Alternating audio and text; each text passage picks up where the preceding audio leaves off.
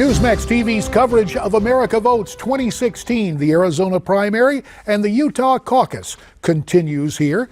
J.D. Hayworth on the anchor desk. And while we await results from out west, and we expect to get some momentarily from the Grand Canyon state of Arizona, we continue our invigorating discussion. Skyping in from Connecticut, Newsmax TV political analyst Dick Morris is with us. And from Newsmax New York, Steve Malzberg of the eponymously named Steve Malzberg Show that you see weeknights at 7 p.m. Eastern. And Skyping in from Arizona, the aforementioned author, attorney, and political activist Chris DeRose. Chris is also the author of Founding Rivals, Madison versus Monroe, the Bill of Rights, and the Election That Saved a Nation. Chris, we appreciate your time tonight here on Newsmax Prime. Give us a snapshot of what you saw today with the primary in Arizona. Glad to be with you, Congressman.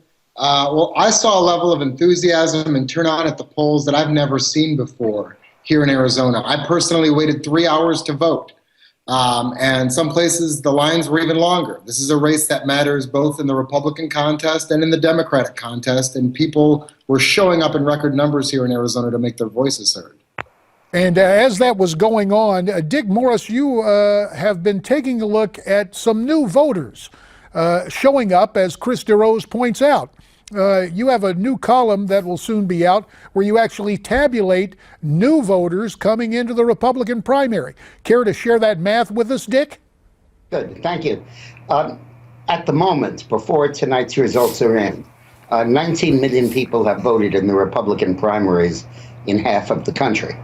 That's equal to the total that voted in the entire year of 2012 in all 50 states, 19 million. And if you do the projections, it would look like 33 million people will vote in the Republican primaries, 14 million more than in 2012, and a 75% increase. And the New York Times exit polls in state after state suggest that 50% of the voters are brand new voters. Now, this is a testament to Donald Trump, to his incredible ability to bring votes out for him, and one would assume some against him. The point, though, is that with all these new voters coming out, if their opinions are disregarded by the party hierarchy, and the party goes ahead and names a boss-dominated candidate at a brokered convention, 33 million people are going to have a fit.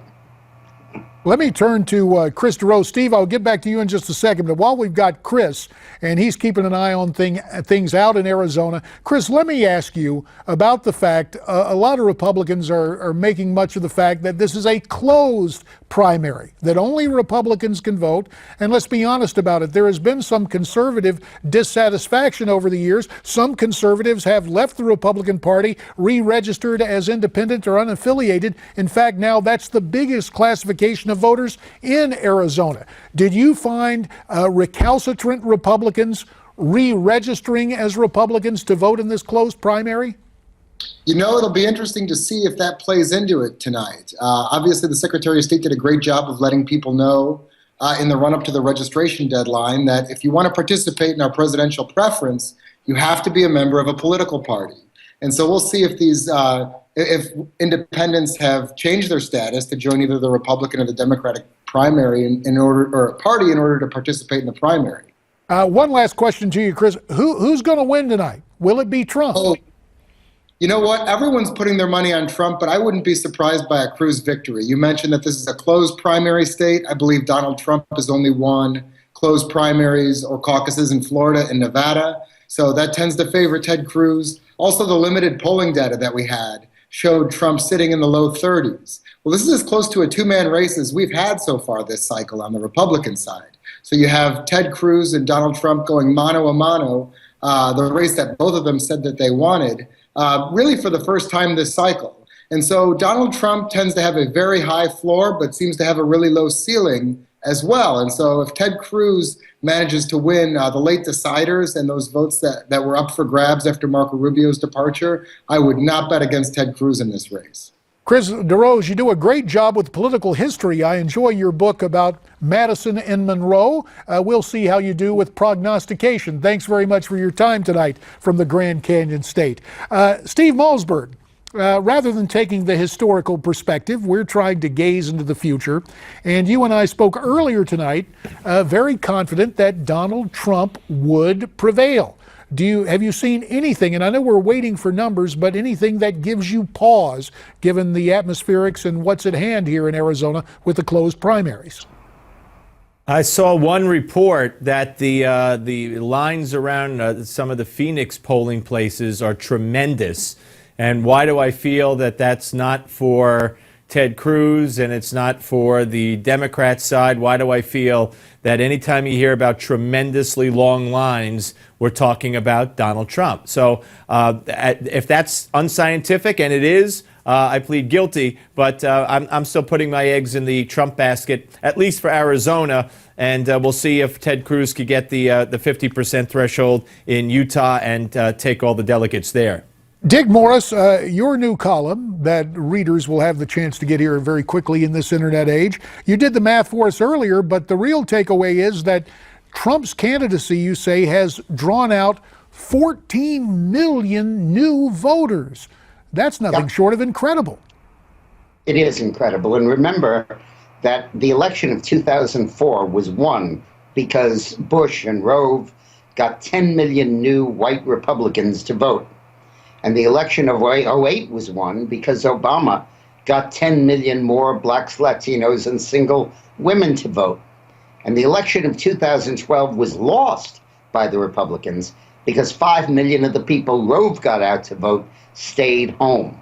And therefore, the turnout increase that Trump is bringing in his wake, particularly among less educated, older voters, who usually sit these primaries out, is incredible. But before we go on, JD, I just want to context what's happening tonight. Tonight is really the last good chance that Cruz has to be able to win, unless he's able to get Kasich or Rubio's endorsement. Because there are 100 delegates at stake tonight. And he's trailing Trump by about 255. If he wins tonight, he could end up trailing him by 150, which is a doable amount, particularly since Kasich has 100, Rubio has 140 and is pulled out of the race and could throw them to Cruz. But if he loses Arizona, if all 58 delegates go for Trump, it's a winner-take-all state. And if he doesn't get 50% in Utah and has to share those 40 delegates with Trump, Trump could amass a 60-vote lead tonight, which added to the 250, 260 he already has, would be a prohibitive 320. Well, let us get the perspective of yet another Arizonan. Joining us from down Pima County way, Tucson resident and author John David Krygelski. John David, the author of the book The Harvest, and that's a pretty interesting first novel that you need to pick up and read. We should point out that John David joins us as a man of letters, not as a political analyst, nor as a political partisan. John David, it is so good to have you here tonight on our coverage of America Votes 2016.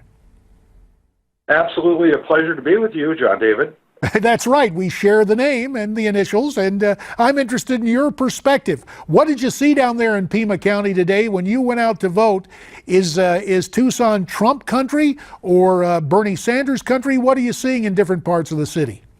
You know, it depends on what part of the city you're in. If you went by the university, of course, you saw a lot of Bernie signs.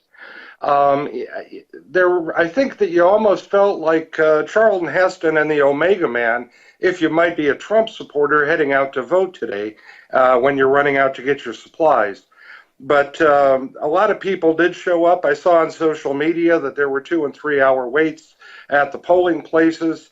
Obviously, we haven't seen any results yet. I'm going to be very interested to see what happens in Pima County. Yeah, Pima County, and this is something we ought to explain to people, because in Arizona, there is a feeling, the folks down in Pima County talk about the Phoenix metropolitan area as, quote, the state of Maricopa.